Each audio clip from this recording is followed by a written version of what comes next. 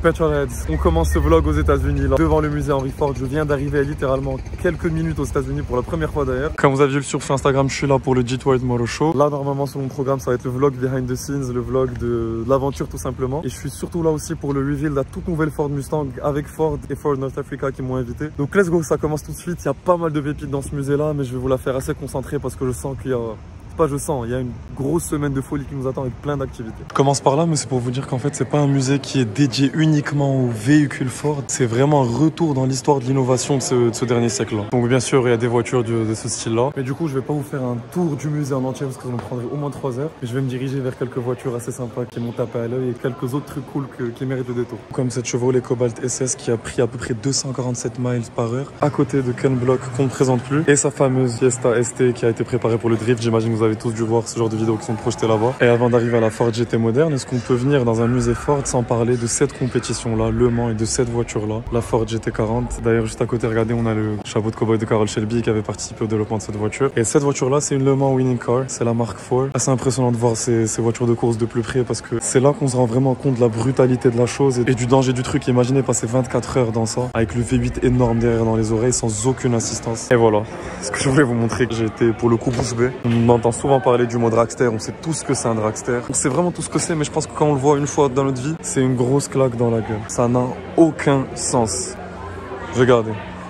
Où t'es assis et où il y a le moteur. C'est une machine de la mort. Et on ne parle même pas de cet aileron. C'est impressionnant de voir cette taille de pneus, la longueur du châssis et la petite taille des pneus devant. Genre. Et là, on va dans ma pièce préférée, le Sports Car Performance Center, parce qu'il y a une de mes voitures préférées qui s'y cache. Pas n'importe quel modèle. La Ford GT, la toute dernière génération. C'est cool parce que je viens de vous montrer la Ford GT40 du Mans. Et là, on a devant nous celle de 2016 qui, je trouve, est une évolution juste incroyable du modèle d'avant et du modèle en général. Là, c'était la maquette en argile. Et tout comme les modèles d'avant, quand ils sont revenus au Mans, qu'est-ce qu'ils ont fait? Ils ont directement gagné. Victoire en 2016 de cette voiture-là en particulier. On voit d'ailleurs derrière. Incroyable de voir une voiture du Mans d'aussi près. Et là encore, ils ont laissé toute la saleté dessus, toute la poussière. Et là-bas encore, c'est encore plus cool. Regardez, il y a la moitié de la voiture qui est d'origine et l'autre moitié, c'est celle du Mans. À l'intérieur et à l'extérieur, ça c'est cool. Regardez comment ils ont tout fait dans les moindres détails. À gauche, on a l'échappement Accra et à droite, on a du carbone et les phares. Trop cool de voir les deux ailerons comme ça à côté. Et du musée, on commence le lendemain matin en plein milieu des archives officielles de Ford. Tout ce que vous voyez là, c'est les archives de plus d'un siècle d'histoire de la marque. On a eu le droit à un petit retour sur tout l'historique de la Mustang. D'ailleurs, je sais pas si vous saviez, mais regardez là sur une ancienne photo, on voit que c'est pas un Mustang, mais c'est un Cougar, parce que la voiture allait s'appeler Cougar, Mustang ou Thunderbird 2. Là, on a littéralement le premier document de recherche de 1962. On voit que 9 mois avant la sortie, ils avaient même pas encore le nom. Juste derrière la 10 millionième Mustang jamais produite, derrière ces rideaux bleus, je viens de voir la toute nouvelle Mustang. C'est en embargo, bien sûr, il n'y a pas de photos, pas de vidéos autorisées à l'intérieur. De toute façon, si vous voyez ce vlog, vous saurez qu'il y a une autre vidéo spécialement pour la Mustang qui va sortir. Mais vraiment, comme un gosse, je sais pas si vous imaginez rentrer dans une salle et avoir chaque section de cette nouvelle voiture-là. Chef de design extérieur, chef de design intérieur, chef du moteur, chef de produit, t'explique exactement la philosophie dans laquelle ils ont construit la voiture et les améliorations qu'ils ont fait. J'étais vraiment comme un gosse. Et boum, changement d'endroit. On est au Ford Rouge Center et là, on va aller dans une visite assez... je sais pas si je pourrais tout vous montrer, mais on va être vraiment au cœur de l'usine, notamment pour tout ce qui est véhicule électrique. On va voir comment ça se passe exactement, mais c'est impressionnant d'être dans le village historique Ford où tout se passe depuis plus d'un siècle maintenant.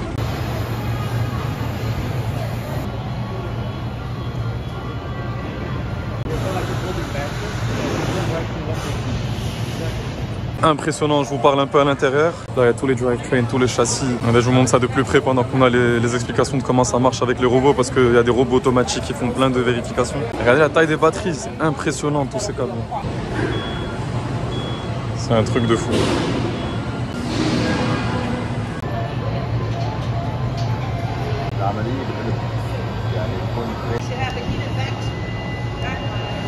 Il y a un truc assez intelligent, c'est que sur certaines des stations, pendant que les ouvriers sont en train de bosser sur la voiture, elles se chargent en même temps, comme ça, dès qu'elles sortent de l'usine, elles sont déjà full chargées. Pour vous dire un peu ce qu'on a vu chaque étape de la ligne de montage du F-150 Lightning, donc le F-150 full électrique. C'est la première fois que j'entre dans une usine de construction d'une voiture et c'est assez fou d'être aussi près des lignes de montage, de voir chaque étape, de voir les robots, de voir le rôle de chacun. C'est vraiment une expérience à faire. Un peu de temps libre après cette matinée de folie. On fait une petite visite de Détroit et on s'est arrêté au fameux headquarter de General Motors. Et regardez, il y a quelques concepts assez sympas qui sont exposés. Donc celui-là, que j'ai trop kiffé, qui me rappelle un peu le concept Maybach. Mais lui, on est d'accord, ce concept de 2002, Cadillac Sian, looks so good. En plus, c'est un V12 moteur position centrale arrière. Et déjà l'arrière de la Sian. Et l'avant de ce cabriolet Cadillac luxueux, ça me rappelle vraiment le dernier concept Maybach. Je trouve ça trop élégant, trop beau. Jour numéro 3, Petrolheads. Je pense que vous savez ce qui va se passer. Alors là, on a une petite rangée de F-150 Lightning, la version full électrique. Il y a des Mach-E, il y a des Bronco, mais il y a surtout ça. Shelby GT500, 770 chevaux. Putain, elle est très énervée, surtout avec le Snake juste là. Regardez, je vais vous montrer la config de l'intérieur. De très beaux sièges baquets et carreaux avec du suède, le rappel du Cobra ici. Elle est juste magnifique. On a une boîte auto double embrayage pour supporter les 825 Nm de couple de ce monstre. Si vous vous rappelez bien, la Mustang GT que j'ai pu conduire, ça fait vraiment partie d'une des voitures qui m'a le plus fait peur derrière le volant. Celle-ci, elle est super différente. On a un moteur superchargé au lieu d'un moteur Atmo uniquement. Il y a pas mal d'autres choses qui ont été faites, notamment par rapport à la suspension, le freinage. Donc c'est une voiture un peu plus track focus, un peu plus focus sur la performance. On a un trajet sympa qui nous attend apparemment avec. On va essayer de conduire plusieurs voitures. Il y a pas mal de journalistes du monde entier. Mais c'est vraiment ça que j'ai le plus hâte d'essayer. Et on commence la journée, nous, avec ça. La Mustang Mach-E. Super belle config qu'on a devant nous. On a un beau trajet qui nous attend. Et on va faire l'expérience brute de cette voiture-là. Pour entrer, rien de plus simple. Hop. On a les animations quand on arrive dans la voiture. Et ce qui est cool d'ailleurs avec la conférence qu'on a eu hier un peu sur l'huile de la Mustang, c'est que la Mach-E, elle est pas là pour remplacer la Mustang, elle est juste là pour augmenter en fait le portfolio du modèle. Ils veulent garder un moteur à combustion et ça c'est super cool à savoir, surtout que on a encore du V8 et on a encore de la boîte méca. Premier pit stop du coup, j'en profite pour vous montrer un peu la Mach-E GT de plus près. Super agréable, sans surprise, mais j'ai envie quand même de vous montrer l'attention aux détails dans cette voiture. Sonoben Anolufsem, comme on aime chez Ford. Des très beaux matériaux, du type Alcantara un peu. Et regardez-moi ce sunroof, super agréable. Franchement, très bonne expérience dans cette Mach-E GT. Je vous mettrai les stats de la voiture parce que c'est pas la Mach-E normale, c'est la plus performante des Mach-E, c'est vraiment un truc de ouf. Et à côté, on a le beau Lightning. Là-bas, il y a la belle Shelby. Et là, on a un super beau lac. Le moment tant attendu est enfin arrivé. Comme vous avez vu, la très belle route qui nous attend. On a Calvin from South Africa avec nous. J'ai trop hâte parce que juste l'entendre d'extérieur, c'est de la folie.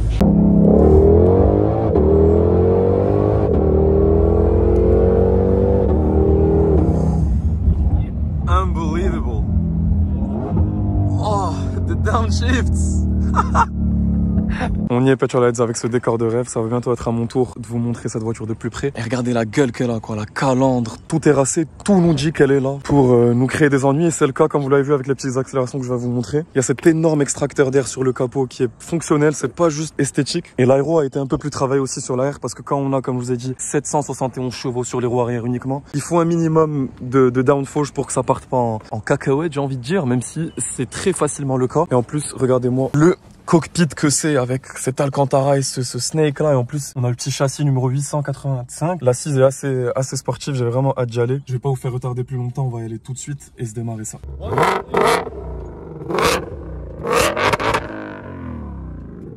Première minute Petrolheads au volant, ça va assez vite dans ces essais de presse là et c'est pour ça qu'on va direct commencer en rond. C'était le mode normal là pour l'instant, on va se passer en mode sport. Je pense pas que j'ai très envie d'être en mode track pour avoir le traction control off, ça m'intéresse pas. Mes premières impressions, la direction est tellement plus précise que sur la GT. La boîte est jouissive. Ce double embrayage là est bien plus agréable à conduire que la convertisseur de couple. Et surtout les suspensions. On sent vraiment qu'on est dans une voiture faite pour le circuit. C'est la première fois, je pense, que je conduis un moteur aussi puissant. 770 chevaux. Et il faut que je freine très vite parce que ça monte à des vitesses fulgurantes. C'est la première fois que je conduis aux États-Unis et j'ai pas envie de finir en prison.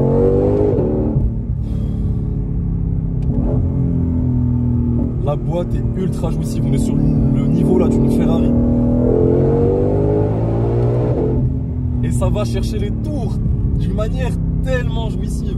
Vraiment, on est sur une voiture, mais totalement différente. J'ai envie d'être sur ce circuit là et de prendre un virage à une vitesse folle.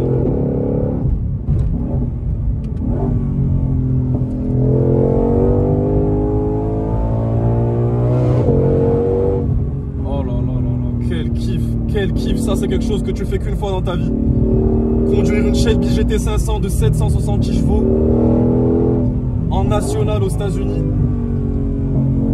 j'oublierai pas.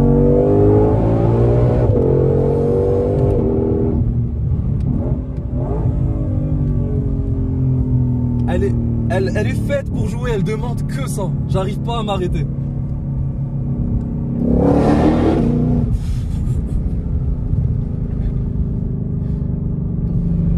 How is it going lately? Awesome.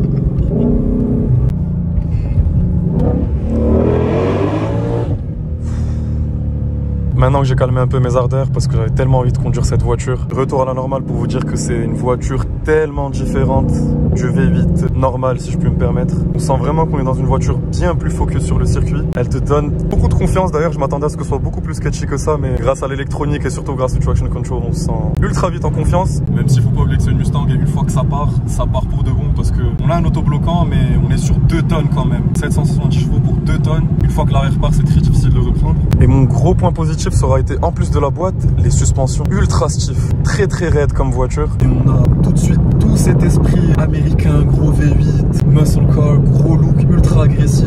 Et elle te met un smile de malade mental, encore une fois c'est le plus important. Quelle expérience. Sans transition, je viens d'arriver dans un centre de développement et de recherche de Ford pour tester des simulateurs. Je parle plus doucement que quand j'étais dans la Shelby, j'imagine. C'est un simulateur dernier cri qui vient de développer, de mise en situation réelle avec le F-150 Lightning qu'on va conduire tout de suite. Là on est clairement sur le simulateur de qualité supérieure. Je sais pas si vous voyez la taille des machines qu'on a en bas pour reproduire les conditions réelles de conduite. Let's go, c'est à notre tour. Comme vous avez vu, c'est un vrai simulateur où il y a la vraie forme de la voiture qui est reproduite. Voilà comment ça se passe Petrolheads, et regardez. Wow, c'est incroyable les sensations qu'il y a. On a vraiment l'impression d'être dans la voiture, c'est un truc de fou. Et sans transition, on se retrouve avec le F-150 Lightning, qui est tout simplement la version électrique de la voiture la plus vendue aux États-Unis depuis plus de 30 ans. Je sais que pour nous, c'est pas assez évident de s'en rendre compte, mais il suffit de passer un jour aux États-Unis pour s'en rendre compte qu'à peu près 8 voitures sur 10, c'est des pick-up. Et dans ces pick-up là, t'as au moins 80% de F-150. Donc c'est vraiment un truc de malade mental. Et en plus de tout ça, on va avoir le droit à une présentation de cette voiture là rapidement, tout simplement par Linda Zeng, qui est tout simplement Madame Lightning, la chef du développement de cette voiture. Je vous laisse avec un petit extrait. The truck in the US is such a big deal. Full-size pickup, particularly F-Series. It's the best-selling truck for 45 years straight. Et là, avec l'ouverture, ce qu'on appelle le frunk, donc front trunk, on a tout un nouveau coffre à l'avant qui donne beaucoup de place. Il y a plein de petits gadgets pour tout ce qui est campeur. Là, il y a un petit extrait d'eau, donc vous pouvez mettre genre des glaçons là si vous voulez pique-niquer. Regardez toutes les prises qu'on a là. Et si vous voulez que je vous parle de prises, cette voiture peut faire office de générateur au cas où vous avez une panne d'électricité chez vous. J'ai entendu ça, j'ai cru que c'était pour quelques minutes, 30 minutes, 1 heure, 2 heures. 131 heures à peu près, donc plusieurs jours. Rendez-vous compte, c'est de la folie. Et on se retrouve du coup logiquement au volant du F-150 Lightning. C'est une voiture qu'on n'aura pas au Maroc, mais j'ai la chance de pouvoir la conduire, donc je vais pas me priver, surtout après la présentation de malade qu'on vient d'avoir. Je sais pas si vous réalisez, mais c'était un gros privilège d'avoir cette dame-là nous présenter elle-même la voiture. C'est vraiment ce genre de personne qu'on peut jamais avoir en interview, même pour 10 minutes. Donc juste la voir de manière très détente dans un parking en train de nous parler son bébé quoi, et nous montrer toutes les caractéristiques en toute détente. C'est vraiment un mood hyper cool qui te met le smile. Et en parlant de mettre le smile, regardez là, on est en mode sport, on est dans une voiture qui pèse plus de 2 tonnes. The floor, impressionnant.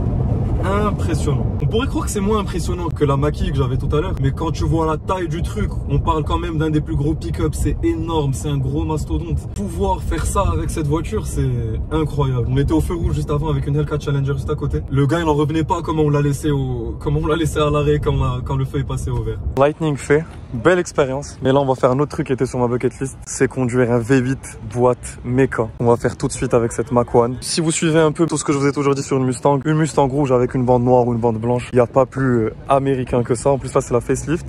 Oh, regardez la beauté. Qu'est-ce que c'est bon d'être dans ça. Écoutez.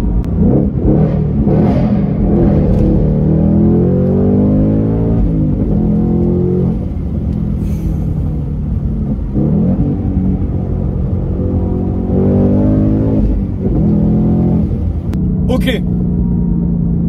Même la ventouse n'a pas tenu. C'est un kiff de malade. Là la dernière il redescend parce que je suis tout seul dans la voiture, il n'y a pas de navigation donc j'ai peur de perdre. En plus ça fait le Hilanto tout seul. T'as l'impression que t'es un racing driver. Écoutez encore.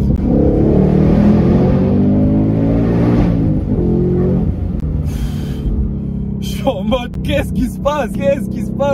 C'est tout simplement incroyable. Cette Mach 1 là, c'est très différent avec la boîte méca d'une GT normale. C'est hyper stiff, c'est nettement moins incisif déjà que la Shelby, c'est un truc de fou de s'en rendre compte aussi. Je pense que tu as envie d'attaquer un bon petit virage et de laisser l'arrière partir. Intentionnellement, parce que s'il part et que tu l'as pas décidé, c'est une autre histoire. Là, franchement, l'adrénaline que j'ai dans mon cœur, c'est vraiment tout ce que je recherche dans une voiture. Je vais m'arrêter là tout de suite pour vous montrer un peu la voiture rapidement avant de reprendre le volant. Qu'est-ce qu'elle est méchante quand même, c'est un truc de ouf. Je viens de bien remarquer le front splitter comme ça, la lame avant, cette double lame avant même, et cette grosse calandre, beaucoup d'entrées d'air. Ces deux grosses entrées principales qui rappellent du coup la Mach 1 dont s'inspire ce modèle-là. Mais elle a vraiment de la gueule, hein. J'en tremble un peu cette conduite parce que la boîte méca est assez engageante. En plus, on est sur des pilotes Sport Cup 2, donc faut bien que ça chauffe avant qu'on ait du grip, mais heureusement qu'on les a. Et regardez-moi encore ce béquet arrière, comment il est beaucoup plus prononcé que sur la Shelby, hein. Moi, je suis vraiment amoureux de cette quadruple sortie. Qu'est-ce que je suis reconnaissant pour ce moment. Je suis en plein milieu du Michigan vers Détroit dans de super belles routes. Et après avoir conduit une Mustang Mach-E, un F-150 Lightning, j'ai conduit une Shelby GT500 avec la boîte auto double embrayage qui était juste monstrueuse, 770 chevaux. Là, on doit être dans les 500 chevaux et quelques. Je vous mets le chiffre précis juste là. C'est même pas ce qui m'importe à la puissance de ce moteur, c'est juste kiffer cette boîte méca avec ce look, ces routes, ces petits sièges Recaro super confortables. Regardez qu'est-ce qu'elle est belle cette petite boîte méca. Ça donne trop envie.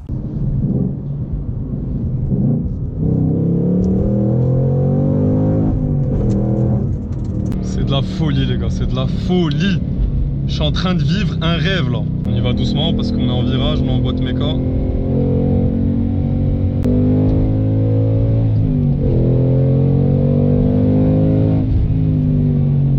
Vraiment une très bonne tenue de route. Regardez le passage.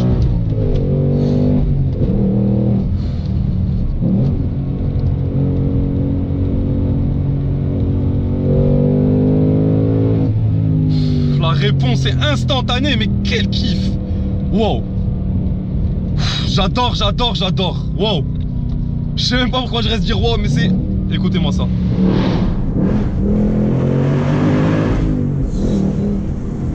La boîte est tellement violente! C'est tellement violent! Putain, j'ai envie de passer des mois avec cette voiture! C'est pas aussi muscle car que ça au final, hein?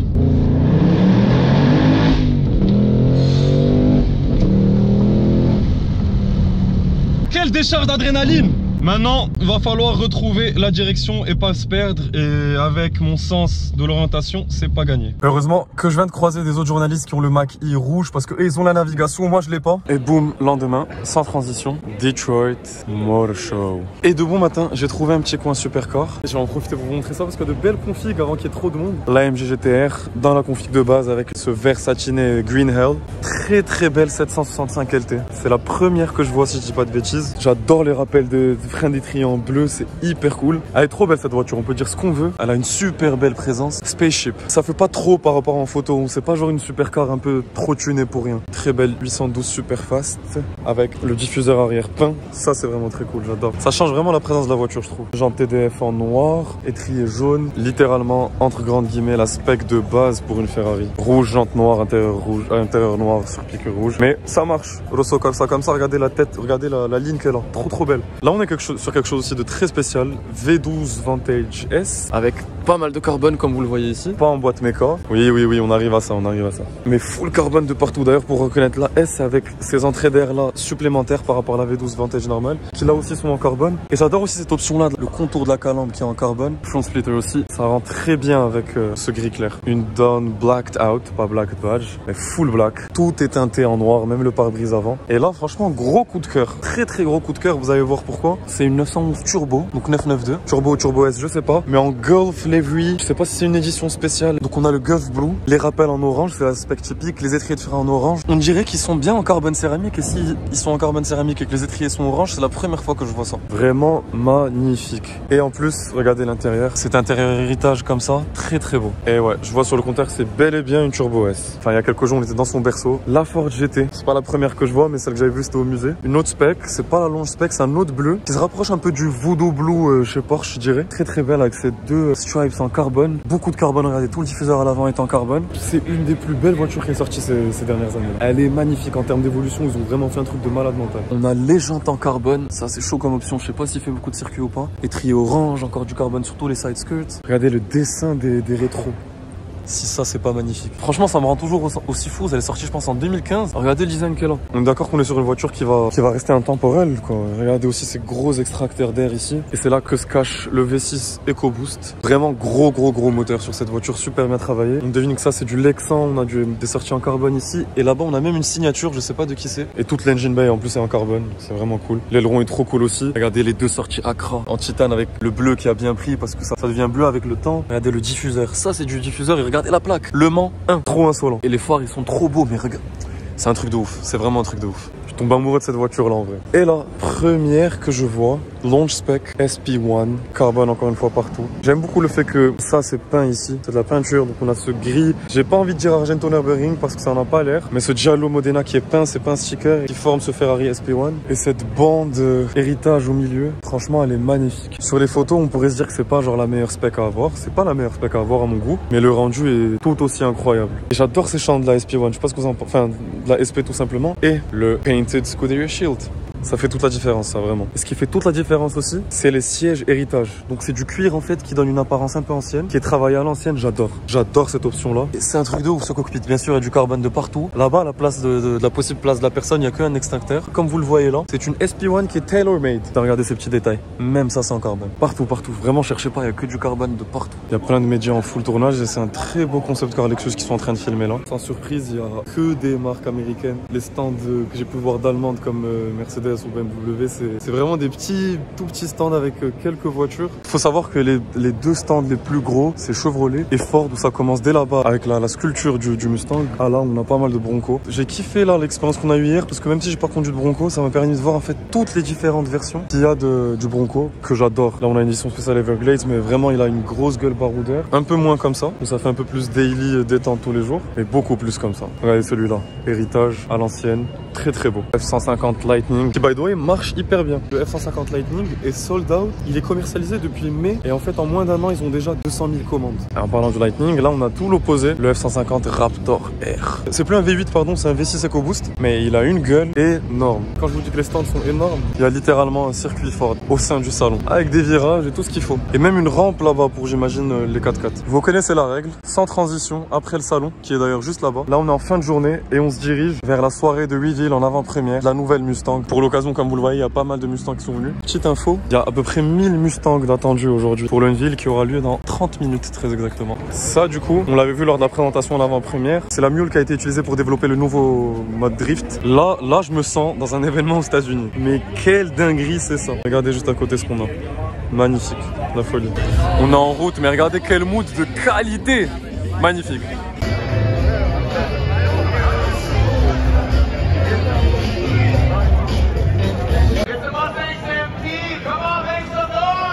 Quelques minutes avant l'annonce. Regardez le cadre dans lequel on est. Les Américains ils sont vraiment trop forts dans le divertissement. J'ai trop hâte. J'ai déjà vu la voiture, mais j'ai trop hâte.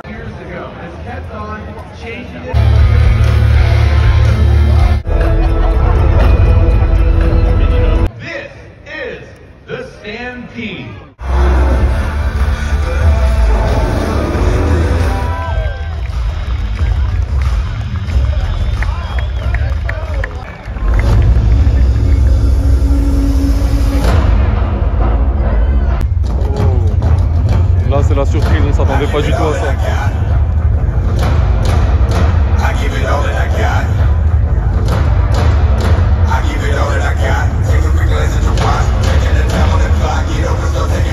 Nouveau badge.